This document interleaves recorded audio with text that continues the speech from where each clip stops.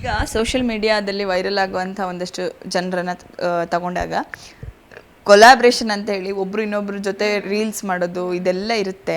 So ಈ ಮಧ್ಯೆ ಏನಾದರೂ ಭಿನ್ನಾಭಿಪ್ರಾಯಗಳು ಬರುತ್ತಾ? ಈಗ ಕಾಂಟೆಂಟ್ ಅಂತ ಬಂದಾಗ ಎಲ್ಲರೂ ಒಂದೊಂದು ಕಾಂಟೆಂಟ್ ಕ್ರಿಯೇಷನ್ ಬೇರೆ ಬೇರೆ ಥರ ಮಾಡ್ತಿರ್ತಾರೆ. ಸೊ ನಿಮ್ಮ ಐಡಿಯಾಸಿಗೆ ಅವ್ರ ಐಡಿಯಾಸಿಗೆ ಡಿಫ್ರೆನ್ಸ್ ಬರೋದು, ಈಗ ಜೊತೆಗೆ ಮಾಡುವಾಗ ವ್ಯೂಸ್ಗಂತಲೇ ಮಾಡ್ತಾ ಇರೋದು, ಅಥವಾ ಈ ರೀತಿ ಏನಾದರೂ ಬರುತ್ತಾ ಡಿಫ್ರೆನ್ಸಸ್ ಹೇಗೆ ಅಂತ? ಸೊ ನಾನು ಯೂಶ್ವಲಿ ತುಂಬ ಕ್ರಿಯೇಟರ್ಸ್ ಜೊತೆ ನಾನೇನು ಯಾವತ್ತೂ ವಿಡಿಯೋ ಕೊಲ್ಯಾಬ್ರೇಷನ್ಸ್ ಆ ಥರ ಅಂದರೆ ಅವ್ರ ಜೊತೆ ಇದು ಟೀಮ್ಸ್ ಆ ಥರ ಎಲ್ಲ ಇತ್ತಲ್ಲ, ಆ ಥರದ್ರಲ್ಲಿ ಇರಲಿಲ್ಲ. ಒಂದು ಸರ್ಟನ್ ಪಾಯಿಂಟ್ ಆಫ್ ಟೈಮಲ್ಲಿ ದಚ್ಚು ಅವ್ರ ಟೀಮಲ್ಲಿ I used to be there. So ಅದು ನಾನು ಜಾಸ್ತಿ ದಿನ ಇರಲಿಲ್ಲ. ಲೈಕ್ ನನಗೆ ಎಲ್ಲರನ್ನೂ ಹೋಗಿ, ಯಾಕಂದರೆ ನಾನು ಈ ಎಂಡಲ್ಲಿರೋದ್ರಿಂದ ಆ ಎಂಡಿಗೆ ಹೋಗೋದಕ್ಕೆ ತುಂಬ ನನಗೆ ಕಷ್ಟ ಆಗ್ತಿತ್ತು. ಸೊ ಹಂಗಾಗಿ ನನಗೆ ಸ್ವಲ್ಪ ಕಡಿಮೆ, ಎಲ್ಲಾದರೂ ಶೂಟ್ಸಲ್ಲಿ ಸಿಕ್ಕಿದಾಗ ಸೊ ಆ ಥರ I used to meet creators ಅಷ್ಟೇ. ಅದಕ್ಕಂತಲೇ ಡೆಡಿಕೇಟೆಡ್ ಆಗಿ ಹೋಗಿ ಟೀಮನ್ನು ಮೀಟ್ ಮಾಡಬೇಕು ಆ ಥರ ಎಲ್ಲ ಯಾವತ್ತೂ ನಾನು ಹೋಗಿರಲಿಲ್ಲ.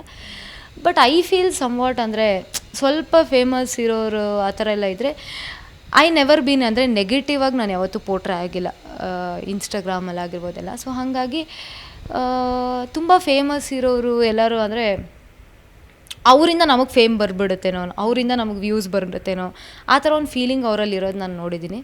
ಸೊ ಹಾಗಾಗಿ ಐ ಡೋಂಟ್ ಥಿಂಕ್ ಸೊ. ಯಾ, ಅದು ಈಗ ಇಬ್ಬರು ಸೇರ್ಕೊಂಡು ಮಾಡುವಾಗ ಕಾಂಟೆಂಟ್ ಮಧ್ಯೆ ಭಿನ್ನಾಭಿಪ್ರಾಯ ಬರೋದಿಲ್ವಾ? ಹಿಂಗೆ ಮಾಡಬೇಕಿತ್ತು. ಅದೇ ಹೇಳಿದ್ನಲ್ಲ, ನಾನು ತುಂಬ ಜನ ಅಂದರೆ ನಾನು ಯೂಶ್ವಲಿ ಹುಡುಗಿರ ಹತ್ರ ಸಿಕ್ಕಿದ್ರು ಕೂಡ ಮೇಕಪ್ ಶೂಟ್ಸಲ್ಲಿ ಸಿಕ್ಕಿರ್ತೀನಿ.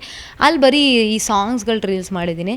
ಅದು ಬಿಟ್ಟರೆ ಅದೇ ದಚ್ಚು ಅಂತ ಹೇಳಿದಲ್ಲ, he used to have own content, ಅವನದೇ ಓನ್ ಕಂಟೆಂಟ್ ಇರ್ತಿತ್ತು. ನಮಗೆಲ್ಲ ಏನು ಒಬ್ಜೆಕ್ಟ್ ಇರಲಿಲ್ಲ ಯಾರಿಗೂ. ಸೊ ಜಸ್ಟ್ ವೀಡಿಯೋಸ್ ಅಂತ ಮಾಡ್ತಾಯಿದ್ದಿದ್ದು. ಯಾವತ್ತೂ ಆ ಥರ ನನಗೆ ಎಕ್ಸ್ಪೀರಿಯನ್ಸ್ ಆಗಿಲ್ಲ.